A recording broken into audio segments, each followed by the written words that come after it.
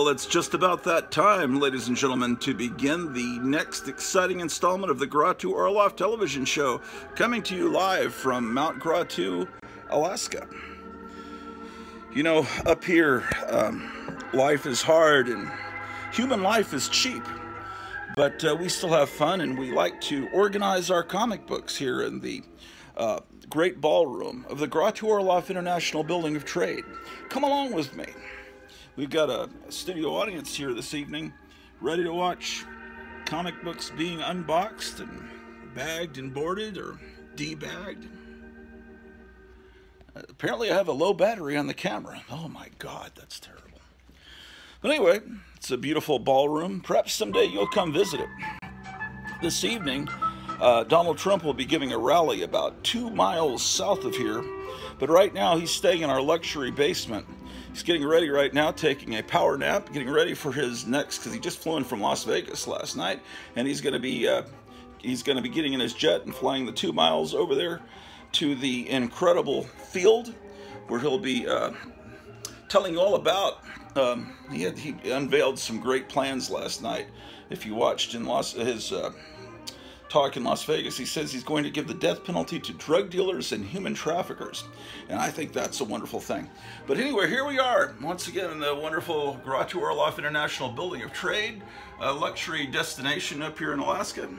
And you know, here this whole building is a shrine to trash, to shit culture. I mean, some people would consider it shit. I consider it wonderful. Things like toys, bubblegum cards, monsters, Munsters, Beatles, and the comic books you loved growing up, like I Love You and The Ringo Kid and Beware. All the great comics, the best in comics, comics for all ages, and wholesome comics, entertaining. I'd say Hey Kids comics, but that's the opening line for silver-haired Bronze Age babe. I don't want to steal her opening line. So we're having a great day. So let's head on up where I can charge my phone. Okay, let's go this way. All right, hold on.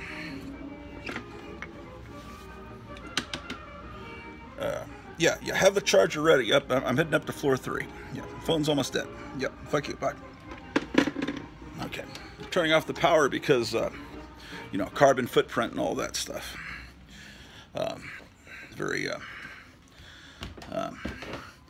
Because if you turn off the electricity, it'll help the environment. See here, this light is on. But I'm going to turn it off. People may stumble down the stairs, not being able to see, but that's all right. As long as we don't leave a non-binary carbon footprint. So I'm being very intersectional and representative by doing that. Okay. All right.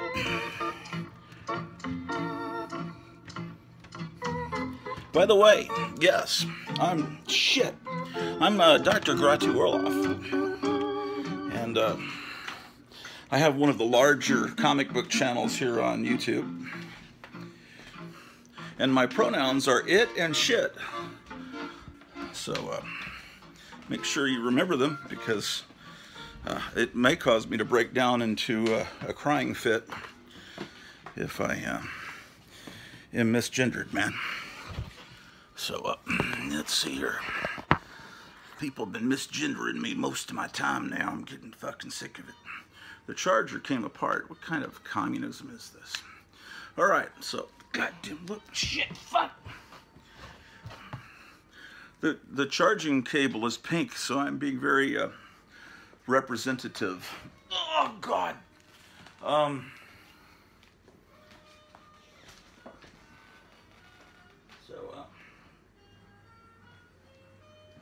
Yeah, indeed. Because if we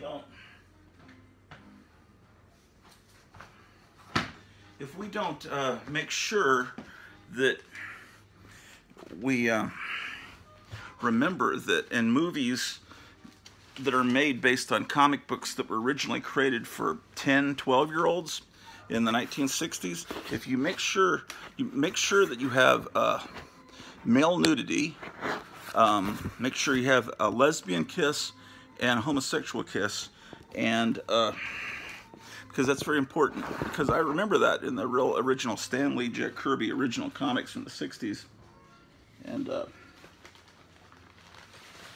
stuff like that. Okay, so, well, oh man, we're having lots of fun here with boxes and boxes of comic books. We have 4 million comics here in the Garage to Our Life International Building of Trade, and a lot of them are out of order, out of the alphabet, out of the, they're not in the correct alphabetical order or chronological order. So tonight we fix that. Oh, look at this wonderful thing. It's in perfect mint condition. Look at how nice that is. Just like, unfortunately, we turn it over and see there's an ad for Stridex. And so we realize, oh, this must not be a real 12-cent Silver Age comic. Actually, there were about 7, maybe 8 comics from the '60s that were reprinted, so you can tell it's like a horrible modern ad. I think in the 1990s they were sold as a pack through the JCPenney catalog. You get Marvel collector's items, but anyway, they're fake. But I understand that they're. Someone was telling me these are now the reprints are becoming valuable now. Right, Drew the dog? Don't chew on comic books, man. It's very un-American. That's what they do in the third world, man. They chew on comics. That's their sustenance. But we don't do that here in America. I just fed you, Drew. Drew doesn't like it when I come up here and start organizing comics, man. I should be down there talking to Donald Trump. I mean, I don't have him visit that often up here in Alaska. And instead, oh, here's a character I saw last night. In fact, I saw her grab a girl and kiss her. Yeah, that was very original. I understand that the actress that plays her in Thor: Love and Thunder is part of that. The director is actually having sex with her, and he's married, so apparently he's having like a threesome with this actress. This dog is going to chew up my glasses now. This is actually a real comic, unlike that last one. Okay, Drew, I may need to put you into your luxury penthouse cage. All right, let's go, Drew.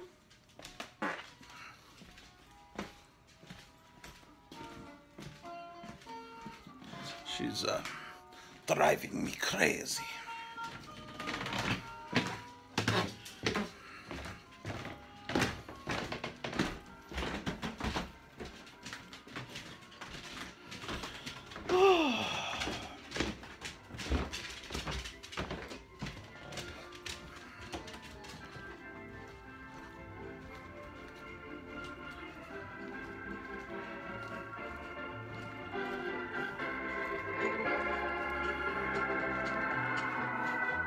Here, Drew. Where the fuck?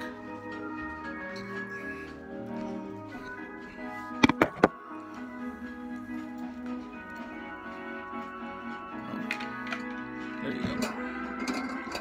She went right in. She loves it in there. But, Drew, I'll let you out in a little bit. We'll watch the Donald Trump rally together. Well, actually, I'm going to take her down there. We're going to watch it in person this time instead of on the Right Side Broadcasting Network. All right. So we've looked at 2 comic books so far. That last comic triggered me because it reminded me of the movie last night. Now, you take the character like Valkyrie, and you have her grab, because they were basically where Zeus hangs out, and there are a bunch of Greek maidens around Zeus.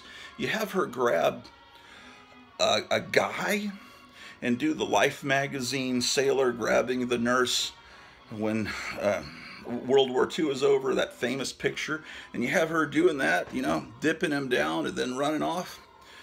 That would have been a cooler moment than having her grab a girl, because you kind of expect this warrior woman, because of how Hollywood is, to be lesbian. But if you had made her grab a guy, that actually would have subverted the expectations, and that would have been, I think, a better moment. But I don't know.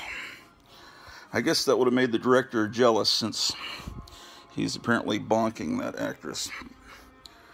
All right. All right. And I wish they'd used a classic, you know, Thor villain that looked like Kirby had drawn. This Gore, the God Butcher, just looks like someone I'd see on the streets of Portland, Oregon, or Philadelphia, you know, laying in their own piss.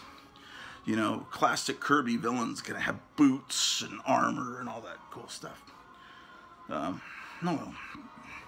Anyway, but we always have these comic books because we can remember the way it's supposed to be.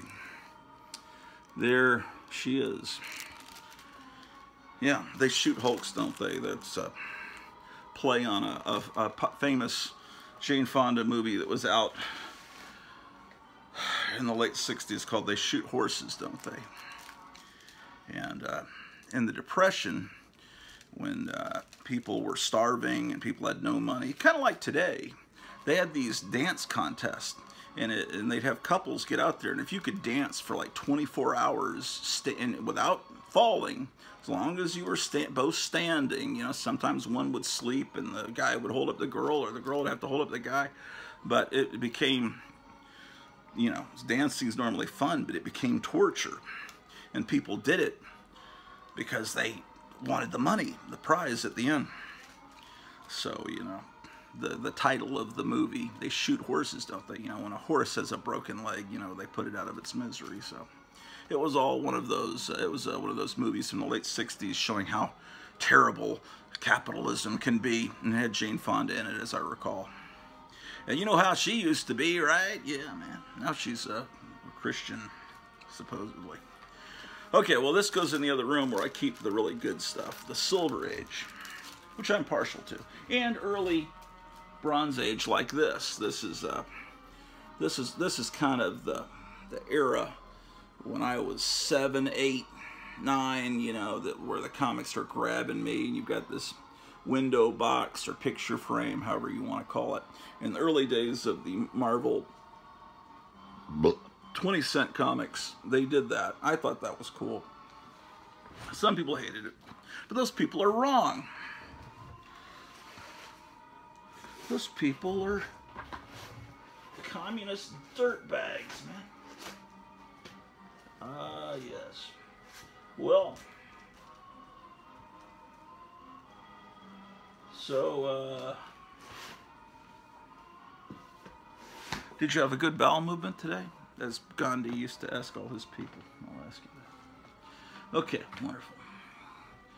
Well, here's Doctor Strange, master of the mystic arts. But of course, in the movies, he's not master of the mystic arts because, you know, he's Caucasian. So we'll make sure he's not that powerful. We'll degrade him a little bit because he must be punished for having that color skin. And just like Thor is portrayed as a complete idiot. Because he's just the wrong, you know, he just doesn't look right, man. But we'll show you his ass, you know, all the women in the audience will be thrilled. And possibly some men, I guess. Cloak and Dagger. Yes, Doctor Strange. How about that? Doctor Strange, we're alphabetizing. God damn it. It scared the living shit out of me. Why is this in here? What in the name of crap? This titty comic called Cauldron is not a real Marvel or DC comic, so I'm keeping the independent comics separate, but somehow it got put into this box, and that's not good. Glad I caught that grievous error. Yeah, it's a wonderful day today. It's just fantastic. Doc Savage, Doctor Strange. Yeah, man. Why, it's Swamp Thing number 69. That's a funny number, 69. 69. That's so funny. Swamp Thing 69. Alfredo Alcala is a great artist. Yes, yes, yes. I've got to get all these comics organized. I may have to just work for hours on this because if I don't get this done, then I can't sell comics. And I'm wanting to sell some of these comics that I have multiple copies of. I keep telling you the same shit in every episode. But, a lot of Swamp Thing comics, man. Okay, The Twilight Zone. This is a wonderful comic book. It's 12 cents from the 1960s. Comic books were 12 cents from 1961 to 68. You look there, you see 3 numbers, possibly you see them, and those numbers are 602. No, they can't be. Oh yes, yes indeed they can. Alright, so 602, you know that the 6 represents 1966, 02 represents February, so this is the February 1966 issue. Twilight Zone was already off the air, but Gold Key didn't care. They kept publishing this stuff long after the shows were off the air. So that goes over here, and I'll put that with the Gold Key. Okay, what do we got over here? Oh, I hated having to put her in the cage. That sucks. Here's Dr. Atomic. How about that? It's underground. Here's a Marvel Milestone edition, where they're reprinting Millie the Model, number 100. So, you got all the hairstyles that you can wear, and yeah. I'm not sure why this, what? Well, it's got the Archie style art, and oh, I see what this is. This is not reprinting just one issue of Millie the Model, or maybe it does. It looks like, you know, it reprints an issue of Millie the Model, and then it reprints an issue of the Defenders, where Millie the Model is now a superhero. You know, I don't think does it reprint the whole issue? All right, there's Valkyrie again, that you saw last night in Thor: Love and Thunder, as portrayed by an actress that looks exactly like her in the comic books. And then they got these this stuff from the 60s at the back.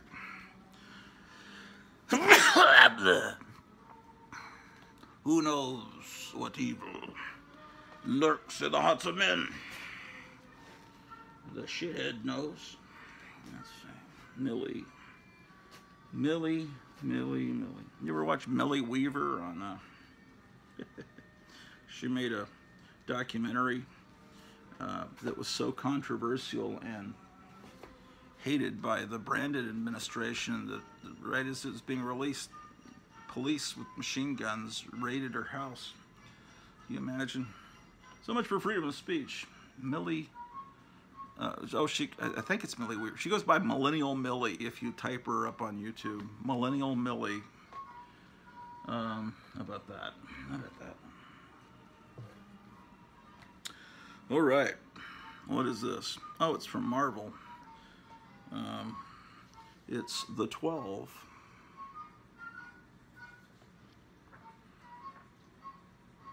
Oh, look at this. It's got some Basil Wolverton art. What is it? Oh, look, it's all Golden Age reprints. How about that? It fools you.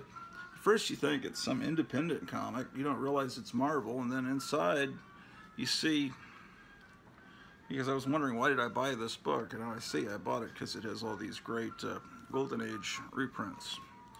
So that's fantastic. That'll be filed under, and it says it's number 1 of 2, so I need to seek out that other one. You know, Santa Claus is coming to town soon, ladies and gentlemen, and so... Oh, we're having a contest here on the Garage Warlock channel. I forgot to tell you. Whoever is the 500th subscriber to the Garage Warlock channel will get this crisp $1 bill. Actually, let's up the stakes.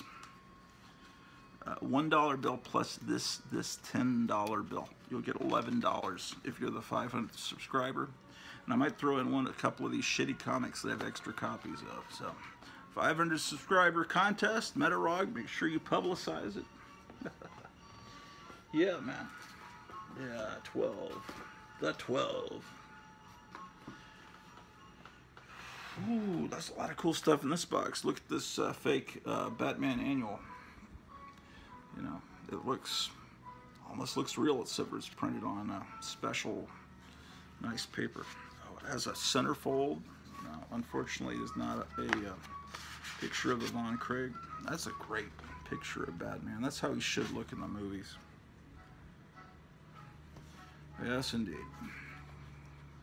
This is the time period they were trying to recreate in the 1966 Batman TV show. So, anyway, this would go under B for Batman.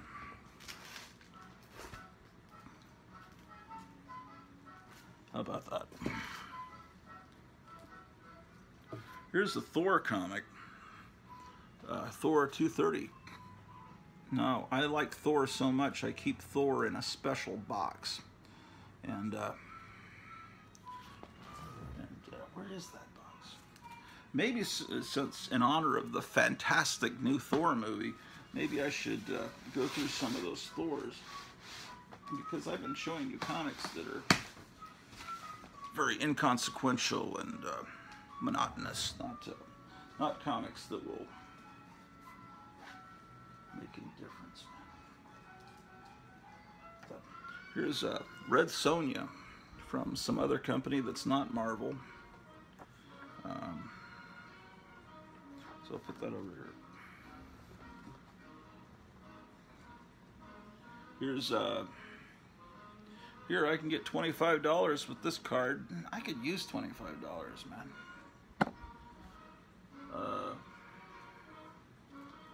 What the fuck are these, man? The dog could have gotten a hold of these. It would have killed her. These 2 pills that are just left open, they've been here for months.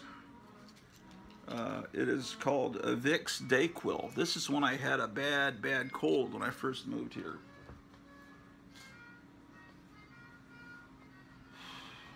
And anyway, somehow they were never consumed. Here's some other foreign company, foreign being Dynamite. Dynamite is the cover, the company of many covers. They do every issue they put out. They have like 40 different covers with different strippers they get from topless joints on the outskirts of town. They get a bunch of girls in to pose as Red Sonja every month. And tons of horny comic people will buy every one of them, even though the guts of the comic are the same. Here's Tex Avery's Screwball Squirrel. Don't worry, I'm getting to the Thor comics. What is this? Scarlet Witch. Oh, I see why I bought that from the dollar bin. No, it's not Scarlet Witch. I can't read. It's Season of the Witch, and it's got a its image. I haven't even opened this comic. I got it from the dollar bin. I got it because it's a beautiful Darwin Cook cover. The late Darwin Cook, one of the great artists of modern times. And Dynamite gets a lot of licenses. Like here they got the license to the $6 Million Man. I don't know, sometime they might produce a good comic. There's a comic out called Draculina, I think. It kind of looks good. I picked up a few issues, but I don't know if it's actually good. This is reprints of Marvel's Empire Strikes Back.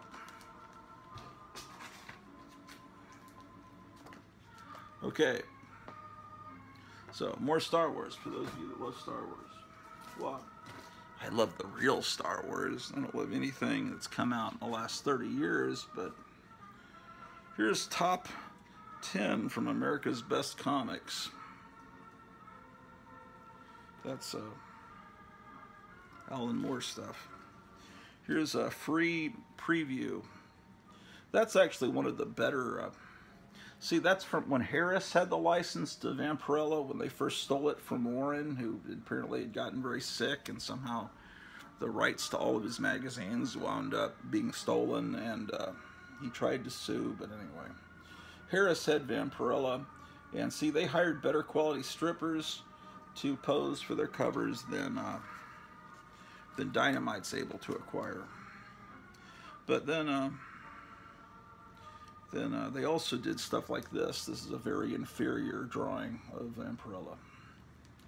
Terrible. What is this?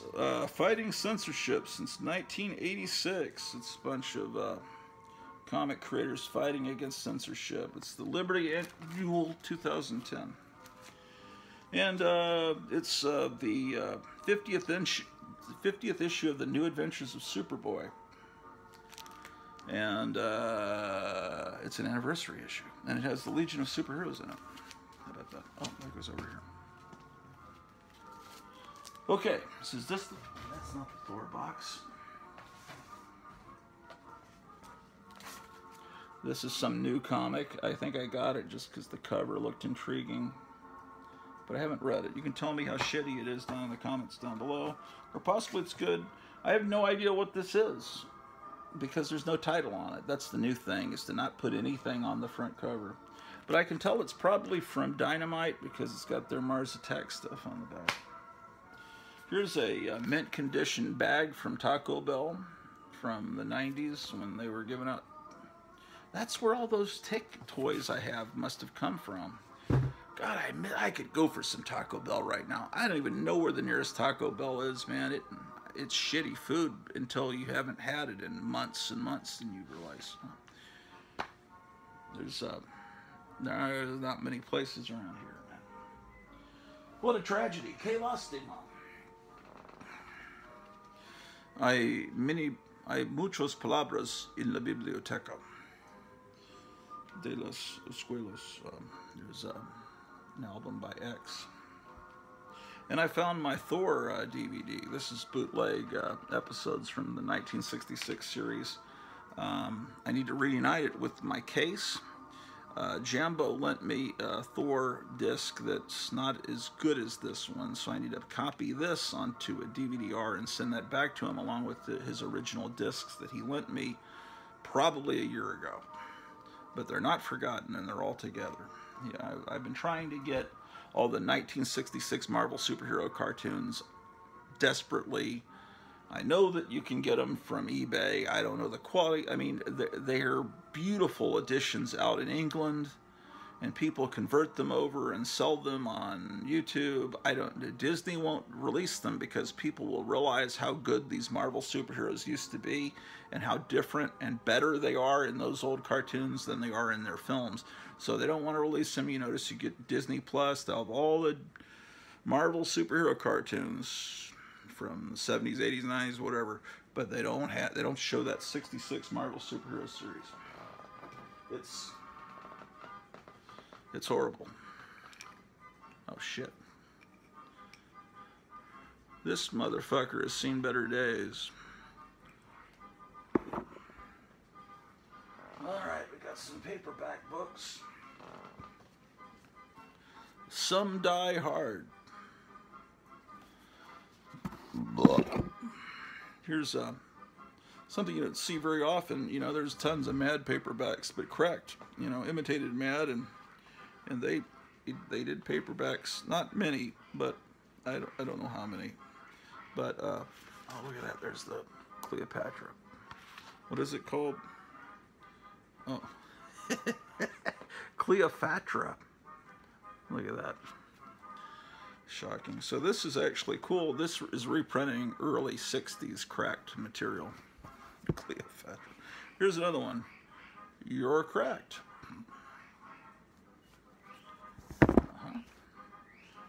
Here's an original Batman novel.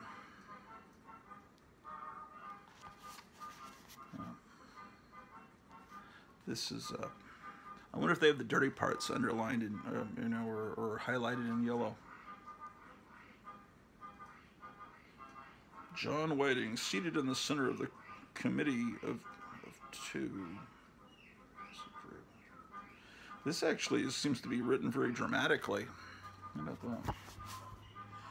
Daniel P. Mannix, The Secret Rites and Revels of the World's Most Shocking Private Club, the Hellfire Club. But that Benjamin Franklin was a member of the Hellfire Club. It's kind of beat up, right? I don't know if CGC slabs paperbacks, but they would turn their nose up at this one. I think I was calling them CGI in the last episode instead of CGC. Is it CGC? CGS? CGC, right? Yeah, people send perfectly good comics off to this company and wait for a year, and then they send them back encased in plastic so they can never read them again. It's a wonderful service.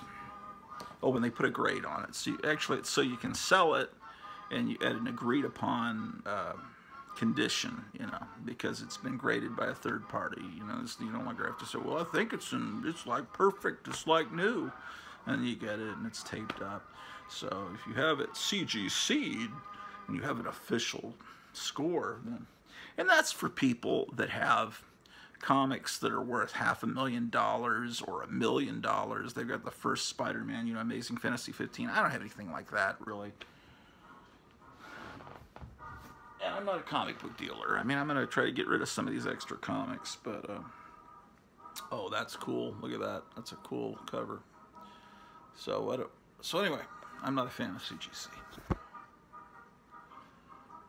Oh, my goodness. This is horrible. This is an Agatha Christie book, but I can't even show you the title of it.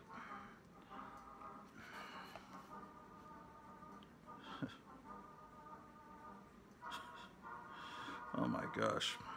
This, I don't even want that on the bookshelf, man. It's, but here's the Electric Cookbook. I can show you that title. There's no words in it that are shocking and appalling. The Electric Cookbook. It's compliments of Texas Power and Light Company. Lots of recipes in there. All about Kiss. Kiss, that's the name. Kiss, and they look insane. Kiss, if rock's your game, then Kiss. That's the jingle for the Kiss. You can see it on YouTube, the original commercial for the Kiss dolls, action figures. It sounds, if you think about it, it's to the same tune as the old Action Jackson Mego doll action figure commercial, which if you were around in 1972, you heard about 50 million times, because every commercial break was like, Action Jackson is his name, bold adventure is his game.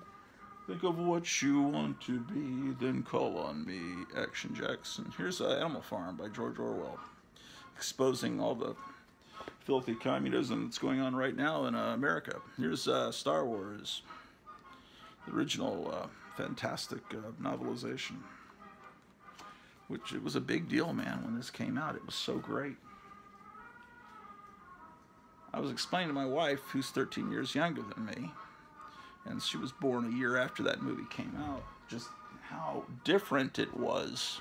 Because somehow, oh, James Caan died, and I mentioned he was in a movie called, you know, she knows about The Godfather, but she had never heard of Rollerball, and I was explaining the plot of Rollerball, and I said, yeah, in the 70s, it was all these every science fiction movie was some dystopian, very depressing, you know, the hero dies at the end, you know, it's like the world's fucked, you know, there was the Omega Man, and he dies at the end. There was, what was there, Silent Running, about the ecology, you know. What else was there? There was Soylent Green, you know, that kind of thing. Logan's Run at least had a happy ending, but it was still dystopian. And then all of a sudden Star Wars comes out, and it's happy and 1930s optimism, hero wins at the end, you boo the bad guy. And then Superman comes out the next year, and it's like all of a sudden we're out of this Watergate depression and into happy time. Happy time. Yes, we here at the Klaus Schwab World Economic Forum, we want happy time for mankind, so we require the population be reduced to 500 million, because then we will have happy time. Happy time, yes. Happy time. Yes, what is this shit? Will I ever complete this mission?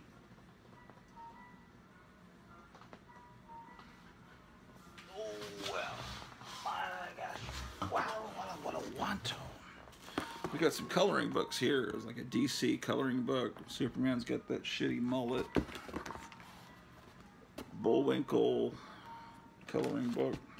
Oh, it's my childhood Planet of the Apes coloring books. I still am into Planet of the Apes, the original movies, man. This was my jam, man. This turned me on, man. It freaked me out, man. It was far out. It was fab and gear and what did the youngsters today say? It's sick, man. A few years ago, it was like, it's tight. It's tight. But what did we say when I was in 3rd grade? As far as cool has stayed popular for several generations. It's cool. Everyone understands that. But sometimes, fab, that's been forgotten. That's 1964, 65. Then there was groovy. That's now a joke. Fab, groovy. What was the word we used in 3rd grade? It'll come to me as soon as I stop filming. Well, this is a Batman animated series from the time of the series. Now, if it's got a picture of Harley Quinn in it, then this is going to be like probably real valuable.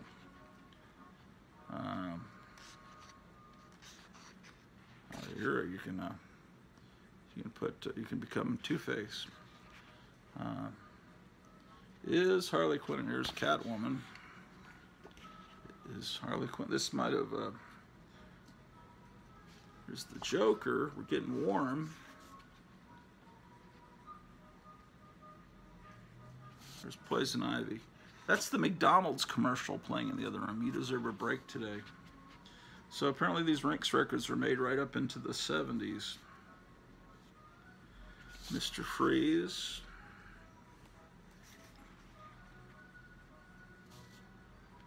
I am not seeing Harley Quinn. Oh well. What a shame. What a shame. Tragedy. Here's the Stark Fist of Removal. This is the newsletter for the Church of the Subgenius, and this thing was huge, man. It's gigantic. That was a fake Purity church that was created in Dallas. Here's another issue. Oh, here's a copy of Spacemen. Don't worry, I'll get to the Thor comics. Hold your horses. Oh, copy of Sick. Yeah, sick today is an expression that means, from kids today, that means really great. Tight. It was tight. It was, but back in the 70s, it was tough. I think it was tough. That's tough. I think it was tough. I'm pretty sure around 1973 we said that's tough. Inside your schools. Remember those solid asbestos floors? It didn't bother you unless, someone started, like, fucking with the floor. But, and who knows, there's some strange people that might try to fuck the floor. Strange people far across the universe who may have been the forefathers of Savage Sword of Conan. Why is all this shit in this box? Number 31. It looks like some of this might be stuff I got at here's Savage Tales, starring Khazar, Lord of the Hidden Jungle. I'll zoom in on the girl for Jambo, and for all of us real Americans. I was just kidding. My pronouns are he and him. Or he and him. Yeah, he and him. Right now, but later in the day, they might be something else, you know. I'll let you know. I'm going to start wearing a little button and let you know when my pronouns change. They change based on my mood, you know, because I don't have enough to do. I have to come up with... I don't want to get political. So that's not political. Yeah, it is. It's all part of a communist takeover. I like how that steam just covers her ass. That's, well, no, I don't like that, but it's kind of a cool effect. But yes, indeed, Conan the Barbarian and Savage Tales number something.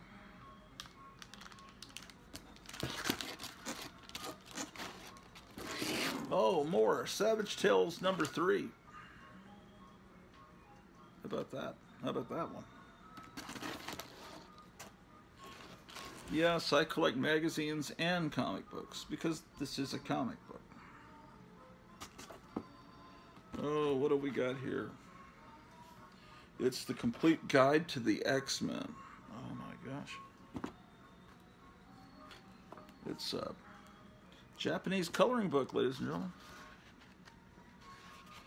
With all your favorite stars of stage and screen, Ultraman and Ultra 7, and that's probably some Transformers kind of guy. There's G-Fan. It's a magazine with, that's not very good art, but it's a fan magazine for Godzilla fans. Comic book creator. Oh, look, it's a special issue on the Spectre. Horror Mike was just talking about the Spectre the other night on some show. It was either 4-Color Fossils or it was the live stream I did. Oh, and then some copies of Retro Fan.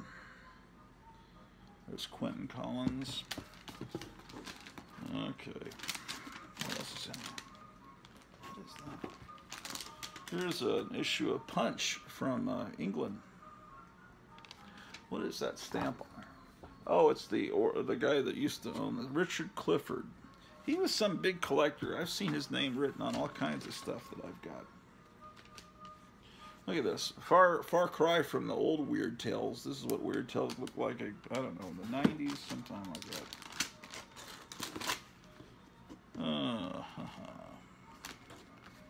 What is this? Oh, it's the Rolling Stone. And I told you Rolling Stone was like the Monster Times. Or maybe I should... Yeah, that's good. I don't want to say Monster Times was like Rolling Stone, because Monster Times is a far superior publication to Rolling Stone. Anyway, you open it like this, and then you read it like a newspaper. But yeah, Monster Times was in this format. Yeah, this was the... How about that?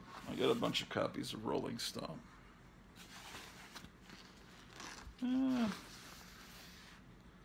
This is a 1968 issue.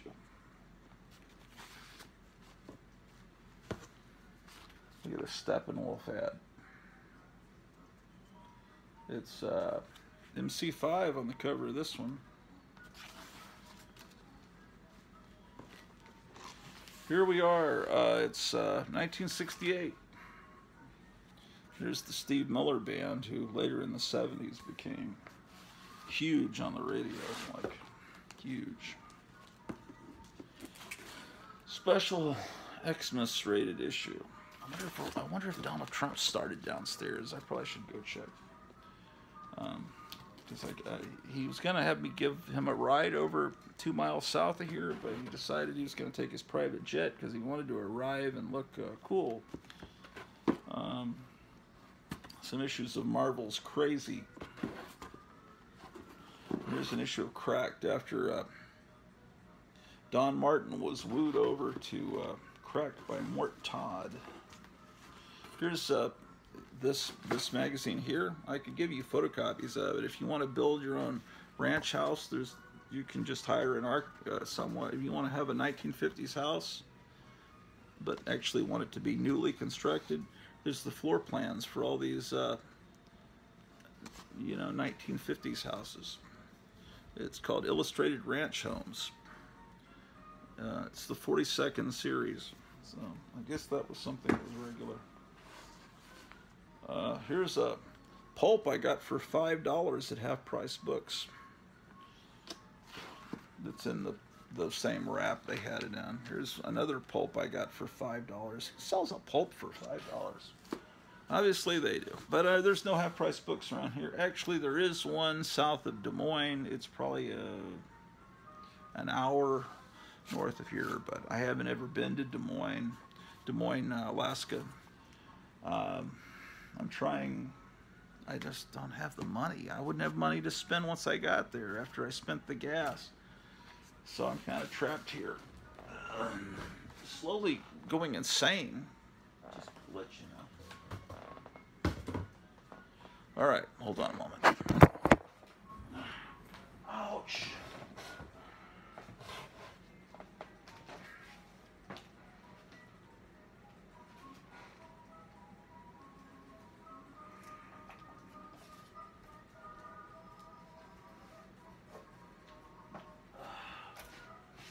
I don't know where those Thor comics are. We may have to wait till another day on that. I just don't have time to entertain you. Come back another episode. You know what Thor comics look like. What are you, crazy? Here's this web of Spider-Man shit. I don't know. I don't think that's a good time period. This just looks like total shit to me. I don't even know why I own it.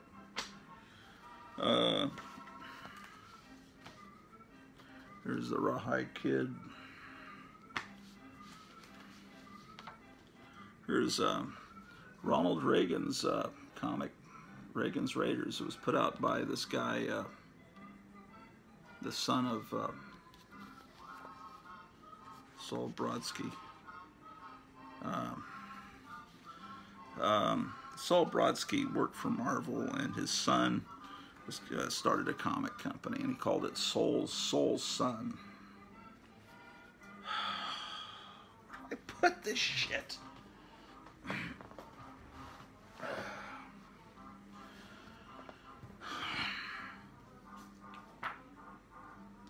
The Elektra Saga.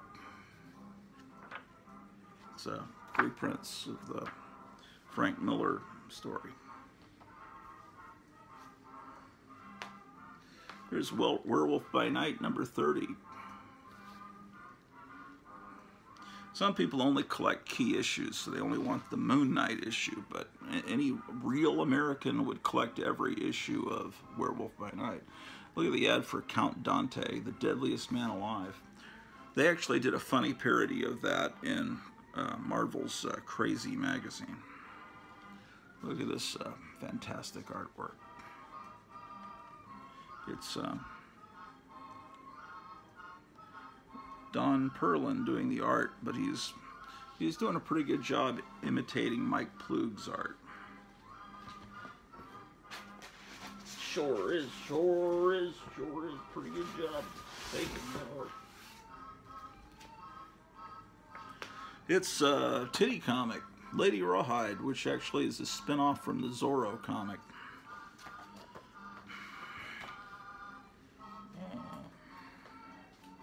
So here's another Thor comic. Here he looks a little bit more like he does in the movie that came out last night, because they've got this helmet that covers half his face, and I don't think that's a good look. Having I like the traditional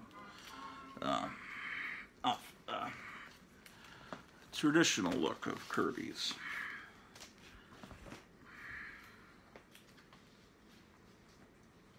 What else we got? Oh, an Archie. Archie 390. And here's a Christmas Archie. Now I put the Christmas comics in a special place. I'll put these over there. Okay, well, let me put some of these Archie books where they belong. In your butthole. No, I'll put them in the closet.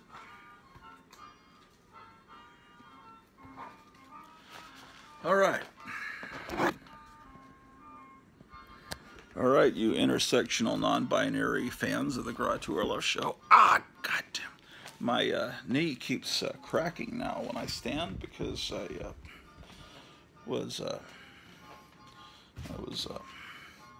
performing some musical numbers in the last episode, and I threw myself on the floor in a demonic fit of wild rock and roll passion. I went down on my knees, and when I came back up, one of my knees didn't feel quite as wonderful anymore. So I got these Archie books down here to file in. Got these. Oh, I found one of these Poppin' Hoppies. I got to put it in the box. It's right here.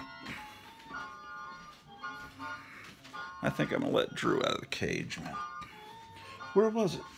I saw it this morning. Oh, it's over here. In this pile of garbage, as opposed to that other pile of garbage. Yes, here, look. How about that? It's a Poppin' Hoppy.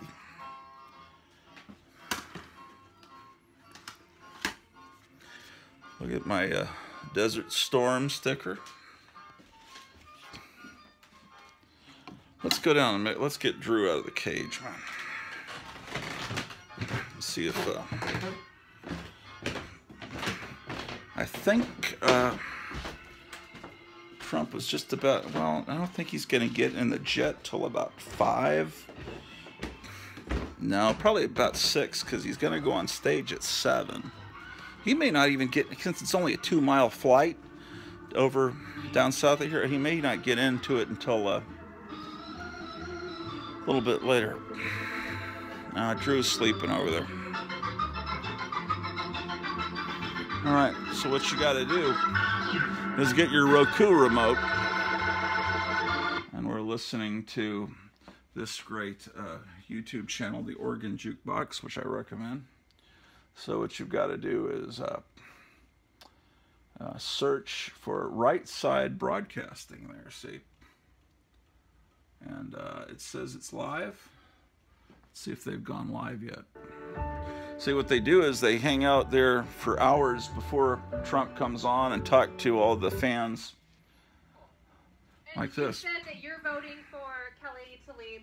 You don't like Lisa Murkowski. You don't like what she's done. They broadcast live on YouTube, and then as soon as Trump finishes talking, they delete the broadcast because Trump will always say something that will cause YouTube to get angry. So they delete it before YouTube can do that to them, because they want to stay on YouTube. But they recommend that you go over to Rumble, the Rumble app, and you can watch it there, and they never take it down from Rumble, because Rumble is not the same communist censorship laden platform as YouTube. Un-American filth. YouTube. Oh, well, I was going to let Drew out, but she's asleep. I'll just wake her up. She's cool with being in the cage. It's just she was a little too rambunctious, man. I'll take her out and take her out for a walk here in a few moments.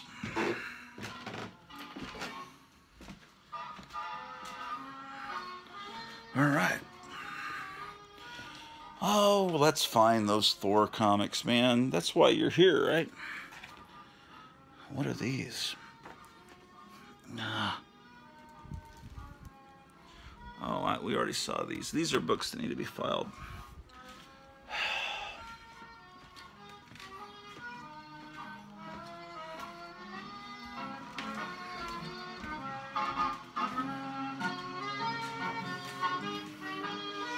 Oh.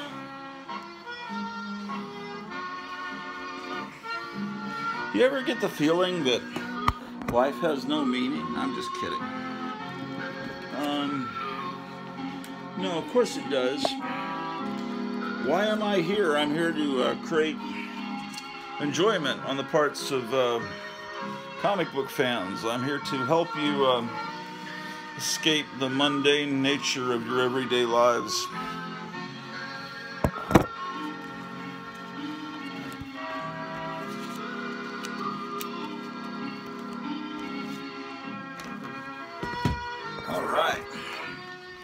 Every day is one day closer to the apocalypse, to Armageddon.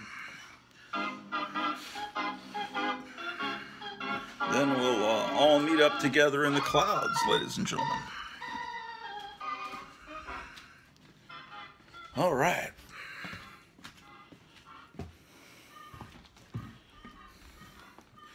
All right. How are you guys doing today? You're doing great? Yeah. Sure are. Okay, enough of this nonsense. Oh, I was looking for the Thor. Ah, man. Labras in the biblioteca. Escuela Estado 50. Entonces. Thor. Thor.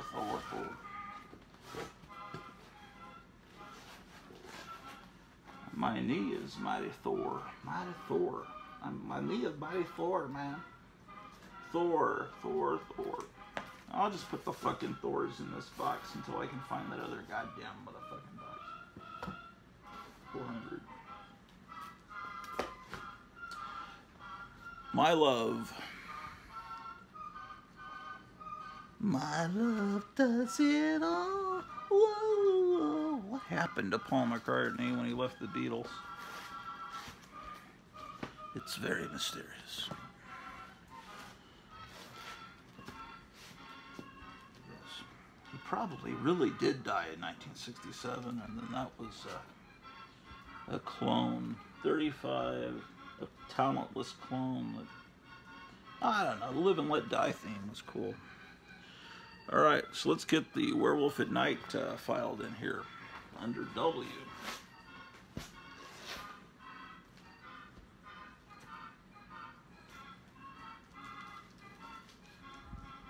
Werewolf by Night is after Welcome Back, Kotter. Blah. Elektra goes under the E's. E's on down the road, man.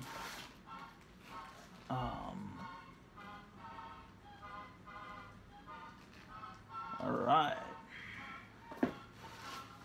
The Rawhide Kid.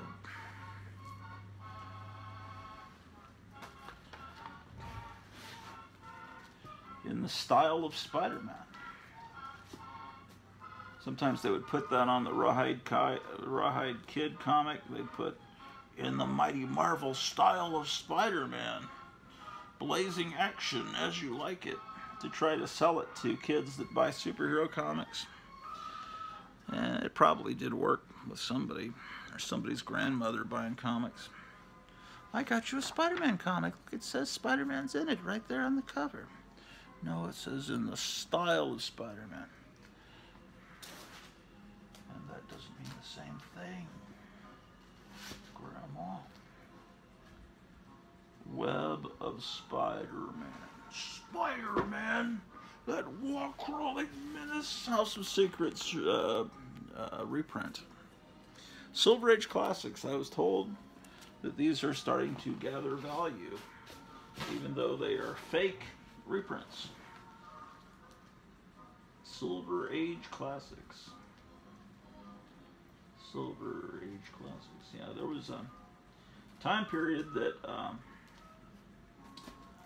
that Adventure Comics, they put the little word weird over adventure and made it Weird Adventure Comics. And I'll show you this because just in case Horror Mike is watching, the other day we're talking about the Spectre, and like, see, this is a reprint of those adventure comics from the early 70s when Michael Fleischer was writing them. And Michael Fleischer was kind of had a sick bent to be looking, cut in half with scissors and melting.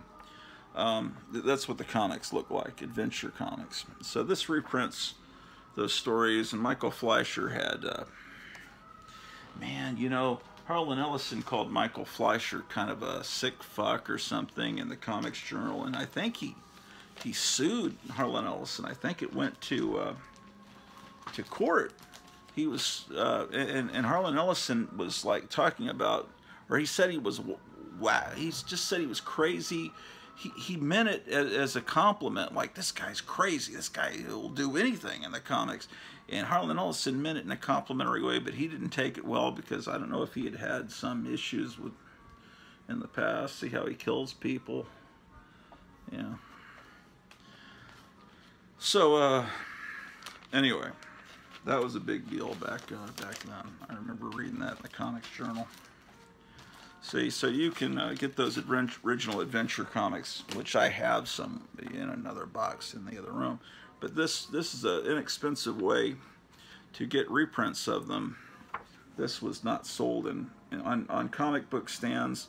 This was sold. This is a direct only to comic stores book, which is why it doesn't have a UPC code. But Wrath of the Spectre was a 4-issue miniseries. So if you get all 4, then I guess you have the whole run in Adventure Comics. I don't know if they reprinted. No, it's okay. I don't know if they reprinted the other, all of those Spectre comics in the early 70s in some big hardcover, probably.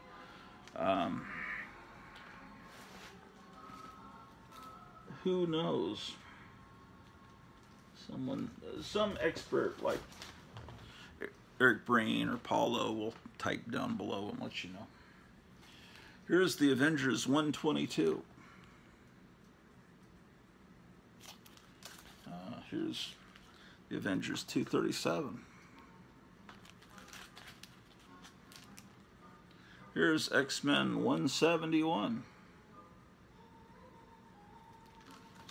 So let's get that.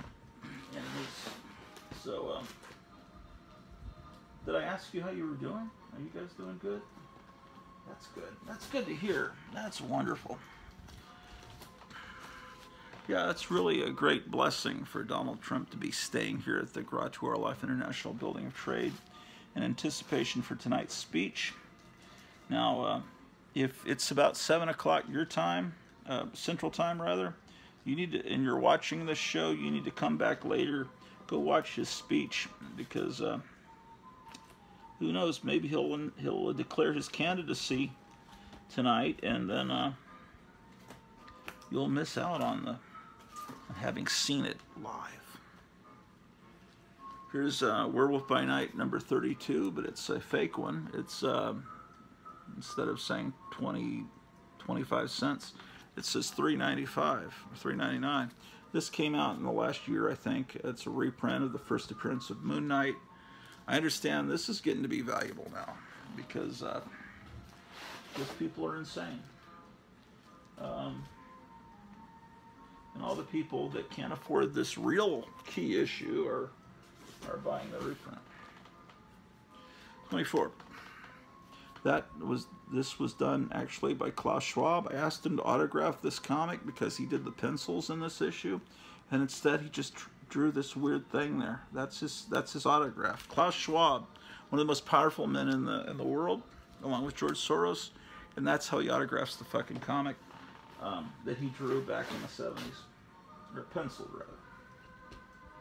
Klaus Schwab was one of the great pencilers of the 70s.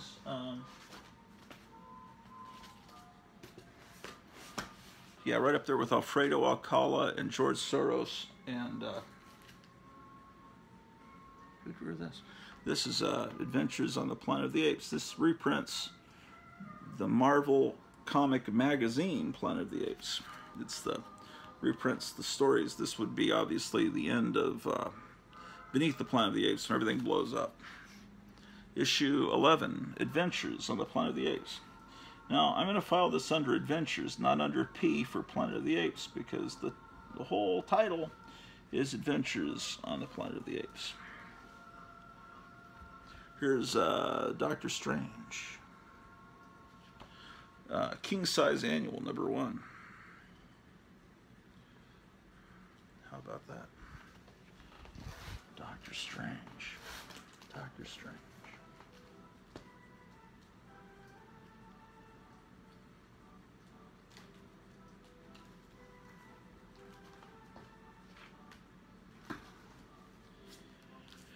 Here's this Terminator comic, which you might say, man, that's totally rad. A Terminator comic? The movie was great. I love that James Cameron movie. What a great movie. I'm going to buy this comic book.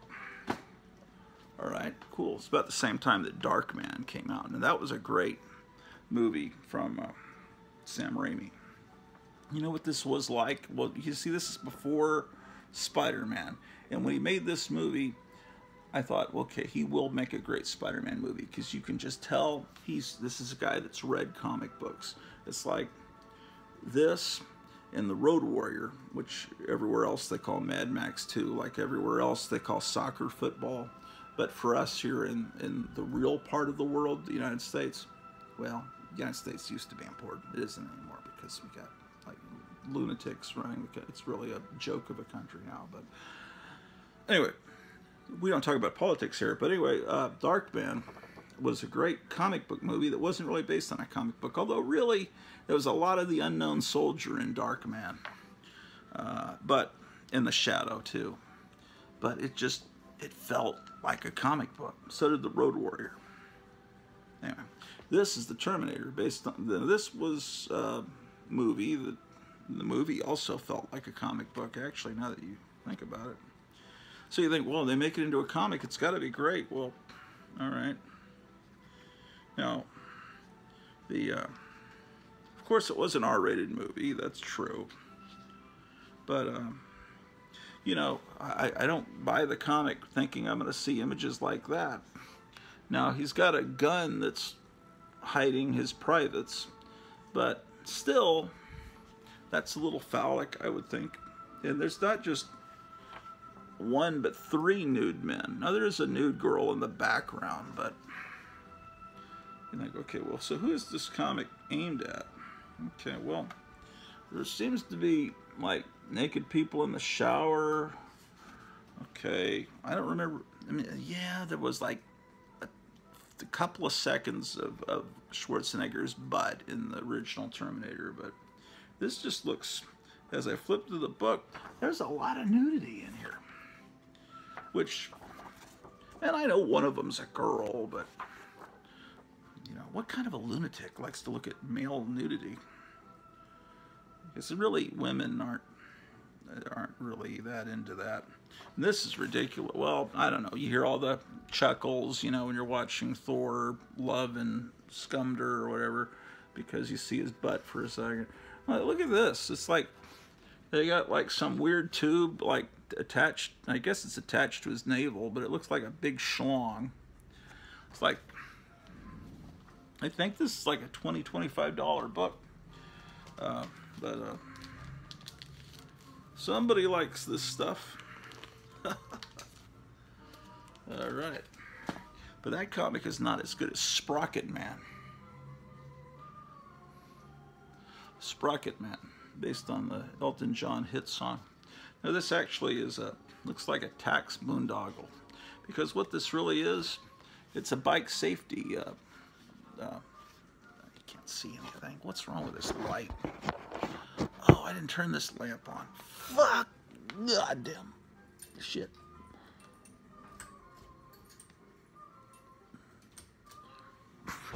That provided a little bit more light. Sprocket Man. It's says this bike is in sad shape. Okay, so looking at this art, you know, I would say I remember people in 8th grade that drew better than this. All right, but this is Sprocket Man. Well, this is from the Consumer Product Safety Commission, Washington, D.C. So, Consumer Product Safety Commission, our tax dollars fund that. They probably got $1 million, or a lot of money, to put this comic book out. And where did that money go? Not to hiring artists. They just got their 11-year-old son to draw it. And who knows how much money they pocketed. That's how the world works. Weird War Tales. This is issue number 104. Weird War was the Ramones' favorite comic book. And it was one of my favorite comic books too.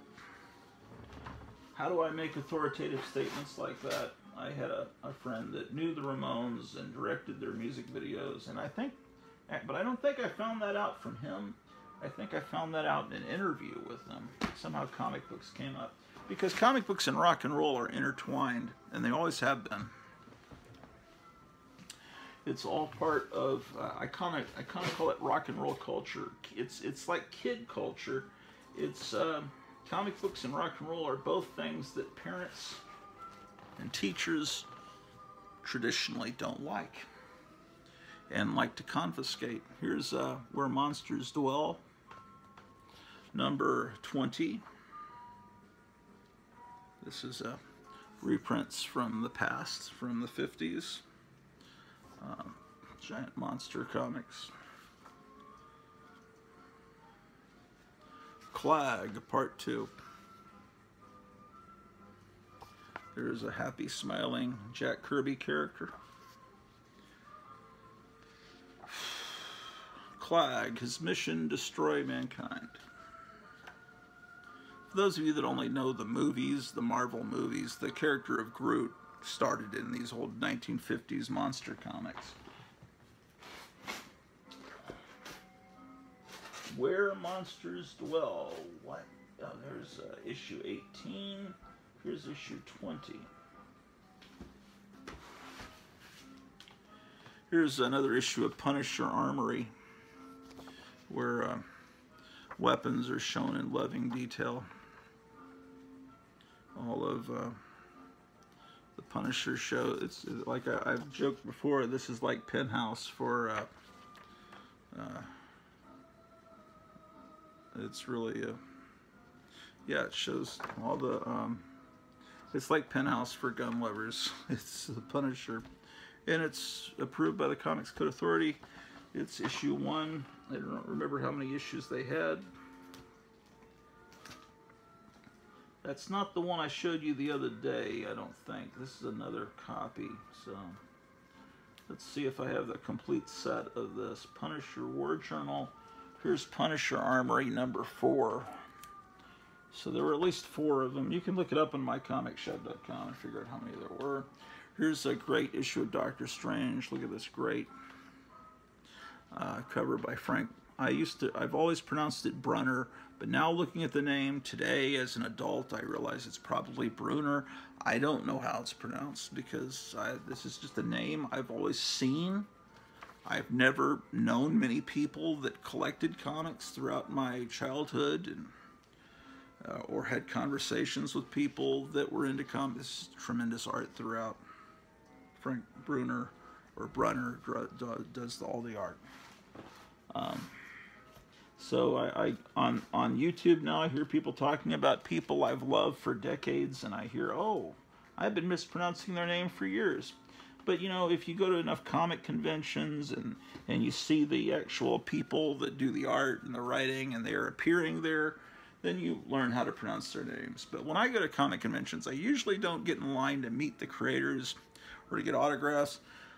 I'm mainly there just to get stuff. I go in the dealer's room, and that's mainly where I head to. This looks like terrible 90s shit, but maybe it's good. You can tell me. It's Generation X Collector's Preview. It says here you can win an actual X-Men animation cell. So it's right from the 90s. So even though it starts with G, I'm just going to put it with the X-Men because that's seems like that makes sense. Hanna-Barbera's Laugh Olympics. Since it's Marvel, I'll keep it with the Marvel and DC. Infinity Incorporated. Hanna-Barbera. Oh. Yeah, I've got all this DC Hanna-Barbera. I'll put this Marvel stuff before the DC Hanna-Barbera.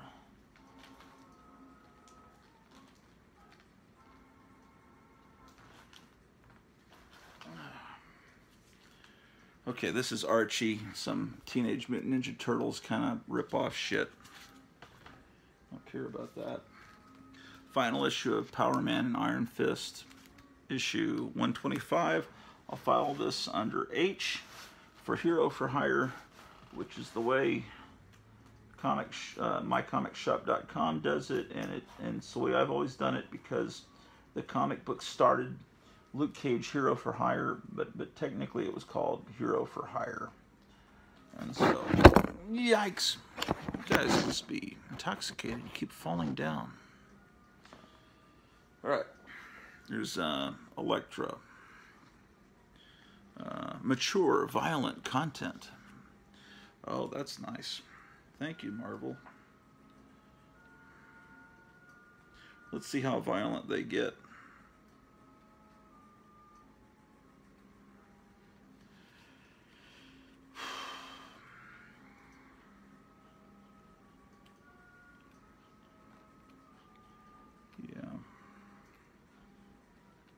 I don't see anything just flipping through it that's shocking, but yeah, that, in other words, we don't have a seal of approval. We're trying to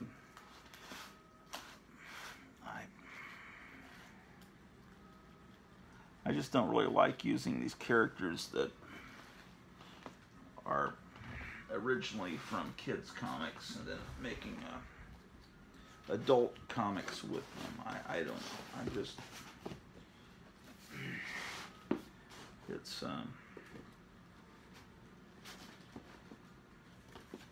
one of those things. All part of the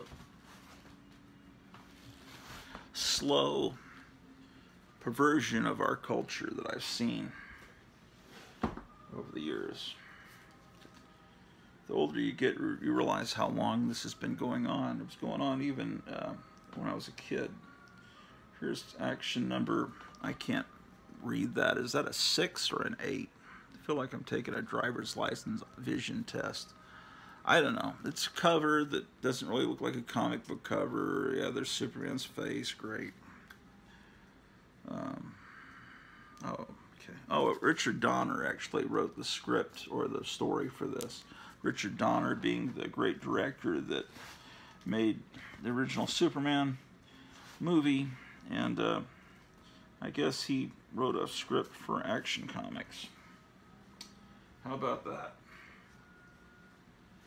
Okay. Fantasy Masterpieces was a comic in the 60s, but this is a revival of that title, Fantasy Masterpieces, in the late 70s. And when they revived it, it was done to reprint the Silver Surfer comics that came out in the late 60s that didn't sell very well except to hippies. And then they would buy up all the copies and sell them at rock festivals. They'd put a little blanket in the grass and sell copies of Silver Surfer to other hippies. I'm not even joking. I've seen photographs of it. But it wasn't a popular comic, but there were enough people that really loved it that it became very valuable. And this reprints it, and it's in a thicker format to reprint those thick issues. And it's got a Warlock reprint in the back. So Fantasy Masterpieces is maybe how you will have to collect this Silver Surfer run if, you know, you're not a super rich person. Here's a couple issues of the Flash. Here's Flash 270. See, I'm not showing you anything that's amazing. These are just things that pretty much most people probably have, I guess. 285. Again, like I've been telling you, my comic collection is not that stellar. I don't have a lot of really great stuff, and I don't know if I ever will. I'd like to have. I mean, just can't afford it. And it's not me being humble. I just know that other people have much better collections. This is Superman the Man of Steel number 81.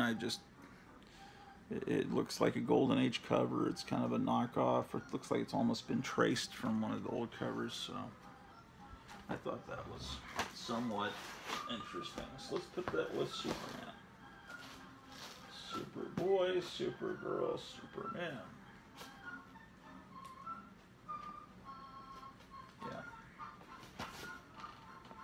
Here's a comic that reprints more of those 50s Marvel monster comics. Monster Menace. Monster Menace. Micronauts. Here's another issue of that.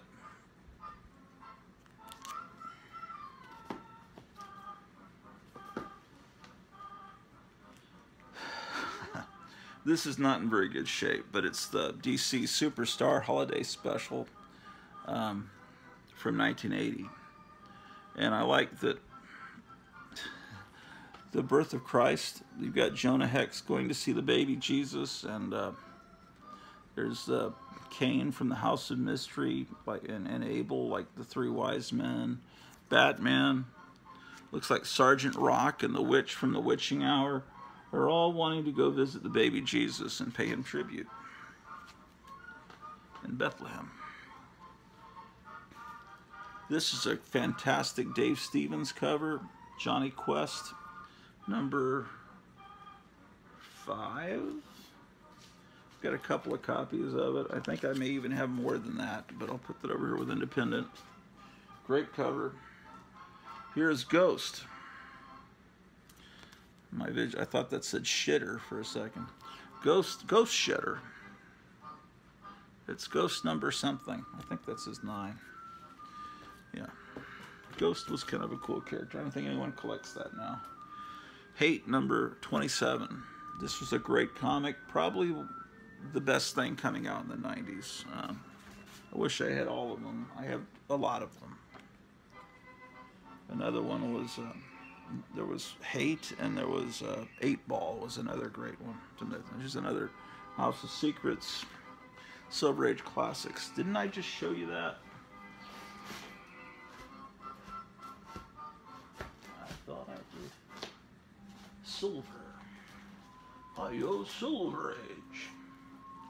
Yeah, I've got a couple copies of that, so I could sell one of those at least. Here's World's Finest 243.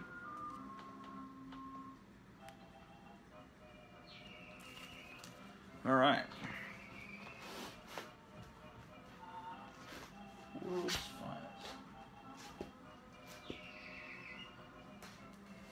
243.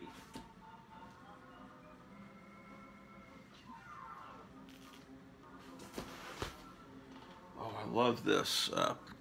Wyatt Earp. It's just the coolest looking thing. This is from that early 20th century era when Marvel had the art inside of a picture frame or window box. What do you guys call it? Do you call it a picture frame or a window box? I can't. Every time I say it a different way. But I just love the art. I love the red. I love the way that the logo looks, which apparently is also called trade dress. I didn't know that until recently. I hear a lot of people on YouTube calling this the trade dress. I always just call it the logo. It's just, I love how this comic looks. It's just, this, if I had a comic book wall, this would be up on it. Because I wouldn't make my comic book wall necessarily the ones that are the most valuable. I would make it the ones that are the coolest looking. Because I'm not into comics for the value. I'm into it because I love the art and what's in them. Here's Marvel 2-in-1 number 93. The Thing meaning the Sasquatch. Yeah.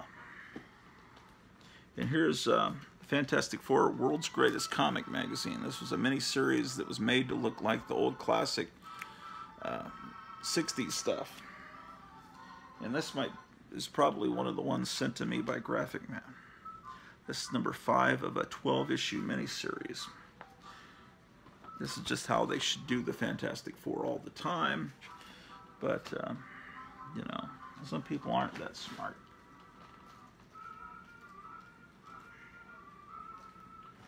All right, Marvel.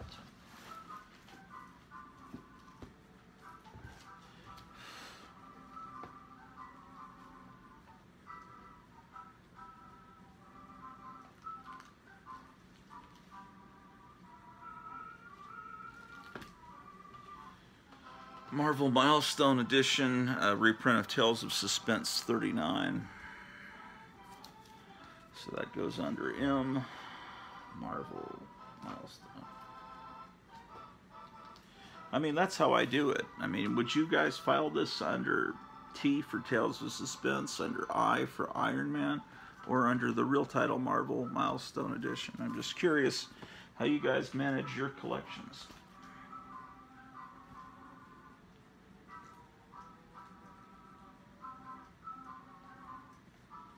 Marvel Milestone.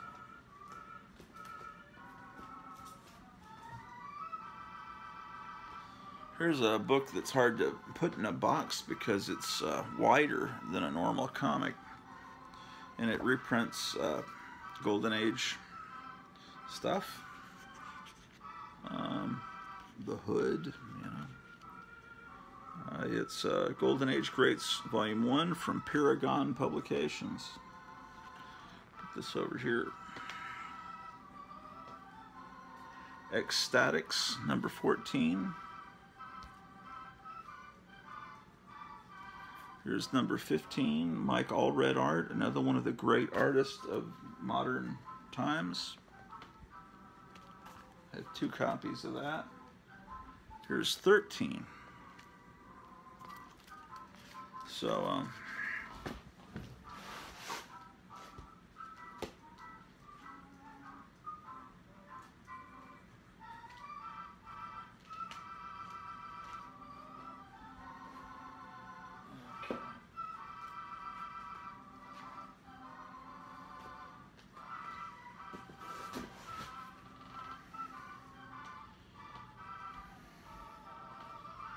oh, okay. Here's a Power Records Batman set. You open it up, and there's a record, and this was a story, I believe, that was created for the Book and Records set with Neal Adams art.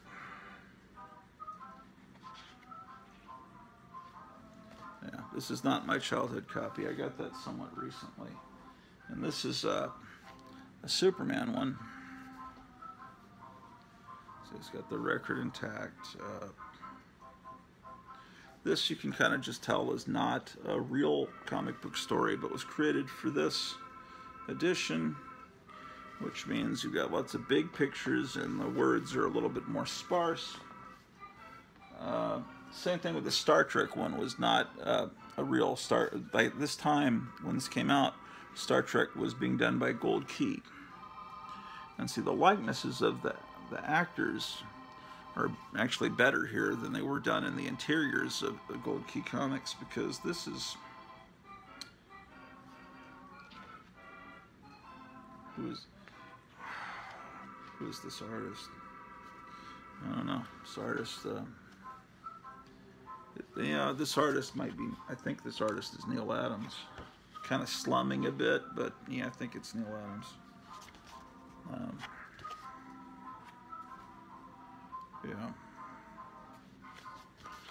Yeah, I didn't have this one as a kid either, and I don't know why I didn't. Probably because I never saw it as a kid. This is another one I got with those other 3. Now, this one is my childhood copy, Captain America and the Falcon. Now these Marvel ones, they were real comics, and see, like, here is the original dialogue. You can tell that's the original lettering. But over here, you can tell that's not the original dialogue. And what they did is, you know, if there were references to the last issue, they had to, because this is a continuing story, they had to alter the dialogue so it all makes sense. And also just so it fits on both sides of a 45 RPM record. And so that lends things like this, the amateurish look where, you know, kids that are first learning how to draw comics, they'll draw the balloon or the word balloon or the thought balloon first, and then they'll start putting the words in, then they'll run out of room and have to cram words in, or they'll have a lot of white space around in the balloon. So, like, you see how that is. You can just kind of tell if you've got a... like this page is all original dialogue, except you can tell that balloon has been redone. Anyway, hilarious acting. The guy that does Captain America's voice is the same guy that does Taylor in Planet of the Apes. And he's hilarious. He's hysterically funny. The guy that does the Thing's voice on this is pretty good. In fact, the whole cast is pretty good in this, and this retells the Fantastic Four's origin. And then there's this Spider-Man one. They also did Planet of the Apes. I have those. I think I saw them in the other room. But yeah, this reprints the Man-Wolf story.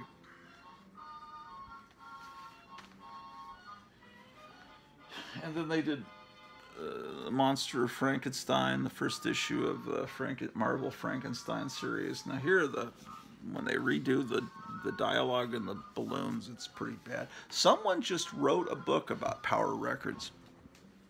I saw it on Facebook. I think it's one of these small press things, or they print it. When you order it, then they print it for you. It might be a print on demand, real small press thing. Here's the Hulk at Bay. I need to get a copy of that because, look, yeah, this is the way they do the, where is he saying, phew, right there, you can tell, no, that's bingo. No, it's up here. It's, they wouldn't have that much white space around a word in a real comic. Oh, whatever actor does the voice, his voice is hilarious. He goes, I remember he says, far out, I did it, far out. So you can take samples, and I think people have done it. The Church of the Subgenius used to have a radio show on KNON in Dallas for years, and somebody was always taking little samples from the terrible acting in these records and interspersing it with their sermons and things. Yes, Power Records, part of growing up right around 1974, 75. You had to be there, one of the cliches, right? It is what it is. And having said that, it is what it is. All right. Yeah, man. How about that? What the hell is this? All right. Maybe I put the Thor books in another room. Oh, it's possible. What's in this box? Moon Knight, New Gods.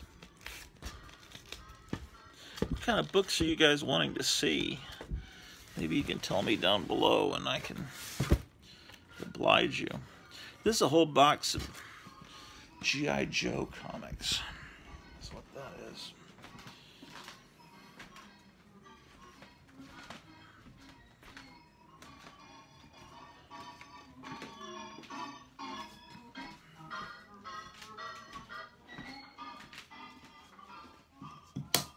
Is it 5 o'clock yet? Okay. DC War Books, Fantastic Four, Gold Key, Superboy and the Legion of Superheroes. See, I've got some of these boxes labeled in here. But Thor is still in the other room, I would think. It would appear to be so.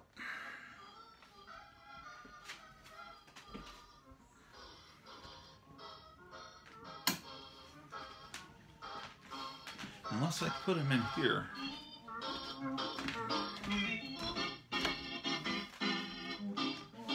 See, I got a box of Micronauts comics there.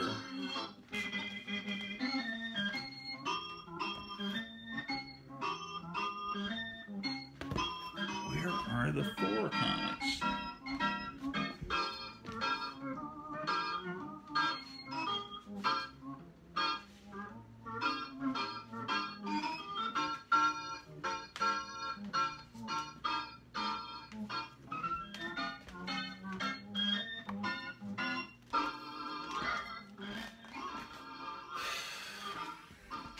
Okay.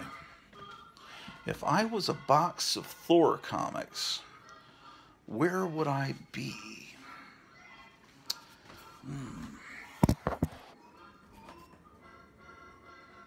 Is that it? No, that's a magazine box. Look at this. Pee Wee Herman's color forms. Let me get this put in the other room. Soon this will become more civilized looking in here. I guarantee it.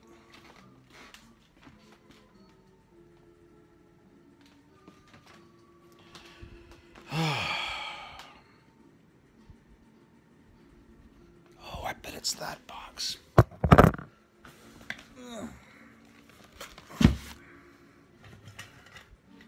Look at this. Isn't that cool?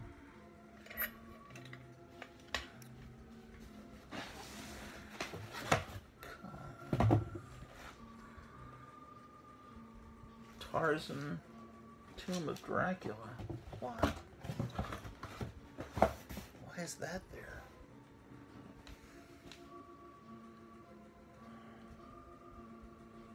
Man, I can't find those Thor comics.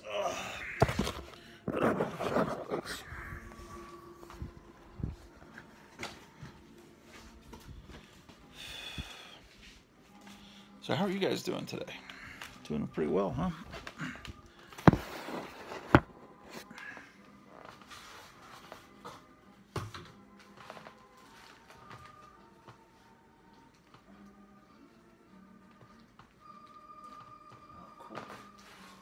Look at this. It's a Jim Steranko cover. Tex Dawson, Gunslinger, #1. Now that's a cool cover. And then some copies of The Thing. Here's The Thing #7. The Thing #11. This is when the Thing went to another planet. Here's some Thors. There's Thor number 195 from that great 20-cent era with the picture frames. Isn't that great? Stand ye firm against the trolls' attack, or Asgard falls, and then the earth.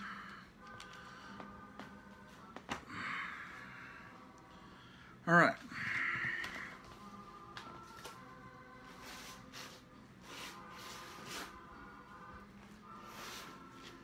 Tex Dawson would be after Teen Titans. There's Thing. Teen Titans. Tex Dawson. And then The Thing.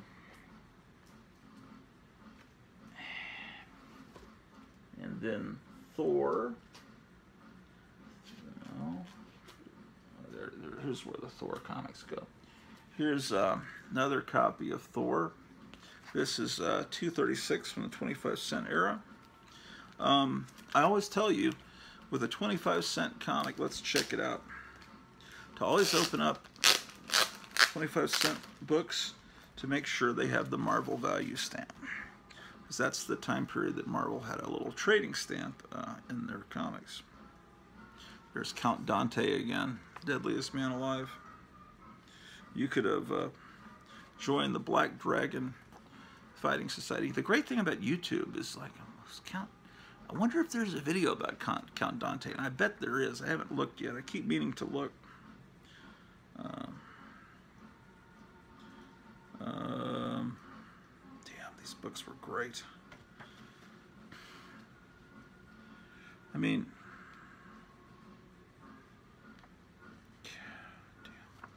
they just, not to be a spoiler or anything, this is an important character. It's just the Warriors 3, her, just kill them off. Who cares?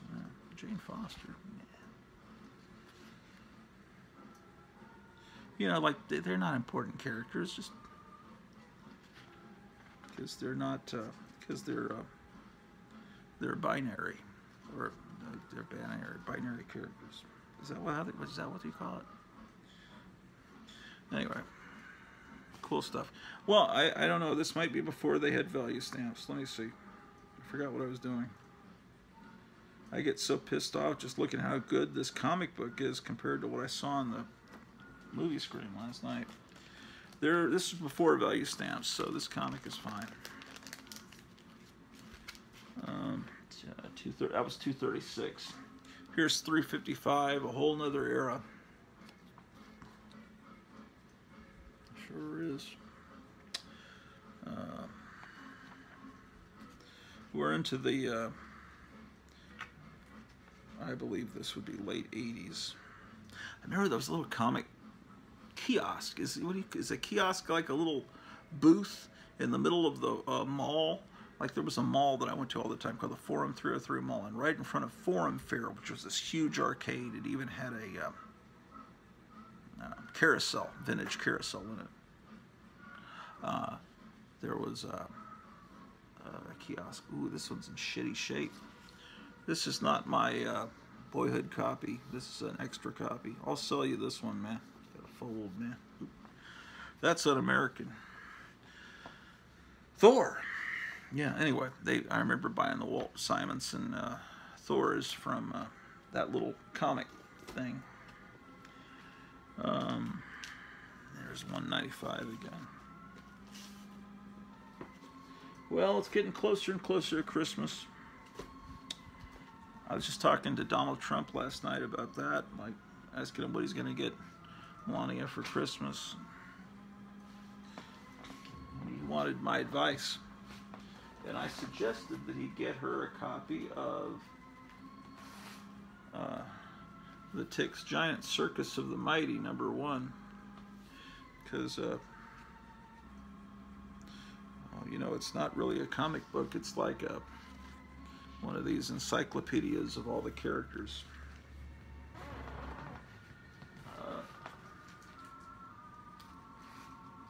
All cool stuff in this box. Where did this box come from?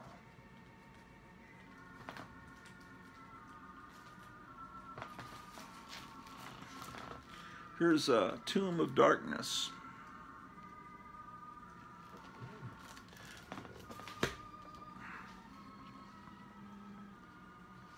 Here's the Class of 75. Back from the Dead. These are reprints of old horror comics. Tomb. Thor. True Believer. Tomb of Darkness, #19.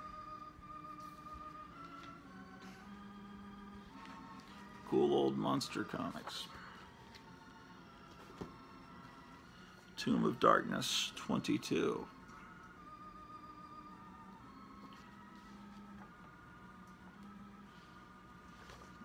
Old pre-code horror. Tomb of Darkness, 23.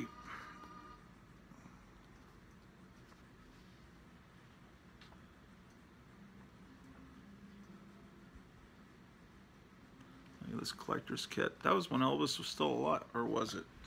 30 cents.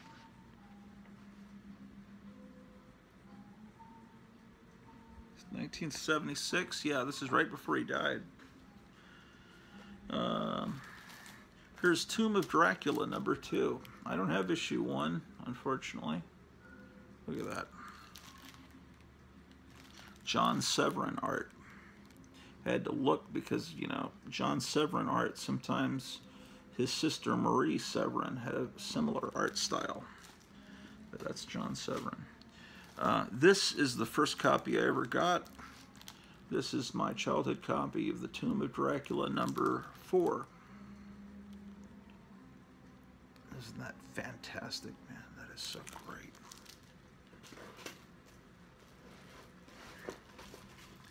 Having this comic and seeing an image like that, and then they started playing the Munsters. We were living in Virginia at the time, and they started playing the Munsters on television, and seeing Lily Munster, and I started to realize that these vampire women are you know, I started to realize, I guess in my second grade mind, I started to realize I started to realize my gender, man. I'm a male. I'm a he, him. I'm non-binary. No, I'm binary. I'm a cisgender. I'm a sissy gender. I like girls. I'm a extra chromosome. Whatever. This is Tomb of Dracula number 8. Yes, indeed. And you could order your scary monster ghost, which was probably like a towel and a balloon for the head. Yes, indeed. Tomb of Dracula number 12. And no, for some reason, these are all my childhood copies here. I didn't buy the first Blade. I just didn't pick it up that month. For whatever reason, I don't know. Number 14.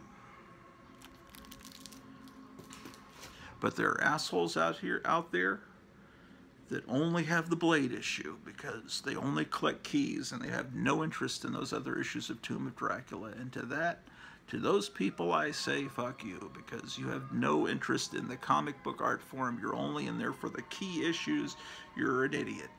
You don't like the comic book. You're there because that issue has value for your little stock portfolio. And that's not how I look at things. And I don't think, oh, well, just everybody collects comic books differently. That's just how they collect. No, you're an idiot. Tomb of Dracula 15. Because I love comics and you don't. You love money. You're in it for the money. So, so you got it's okay. Some people like money. It's not that I don't like money, but, it's like... It's just... And then I see these shitty movies made based on these things I loved as a kid. And it's like that song, my blood runs cold, my angel is the centerfold. It's like this girl that was this precious angel that you admired in math class. In 6th grade, you now see she's the centerfold in a dirty magazine or something. It's like... And it's like kind of how I feel when I see some of these movies prostituting my, why again am I seeing Thor's bare ass? What exactly is the reason for that? Could you explain that to me? Thor of Dracula. Sorry, Tomb of Dracula. Thinking Thor. 18. Yes, he's fighting werewolf by night. It's a key issue. Man, they're all key issues, man. They're all keys that unlock memories. See? So they're all keys, right? Fuck you. Here's 19. This was made into one of those Power Records. I have that somewhere. I'm pretty sure that, yeah, this was a record. They made it into a record. Here's Tomb of Dracula 20. It feels thicker. Is this a... No, it's not a Mark Jewelers. 21. If I bought a lot of comic books from the PX in this time period in San Antonio, Fort Sam Houston. So if I did, then I would have the Mark Jewelers variant. This has the the value stamp because this is my childhood copy, and I wasn't an idiot that cut things out of a comic book. Here's Tomb of Dracula 25. And I apparently have 2 copies of that. Now, whether I would sell one of these, yeah, maybe. Sometimes when it's something I really love, like these monster comics, I might not want to sell until I get to having 3 of them.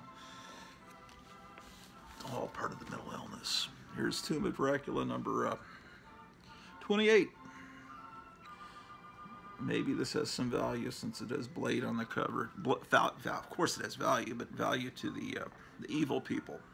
People that slab their comics.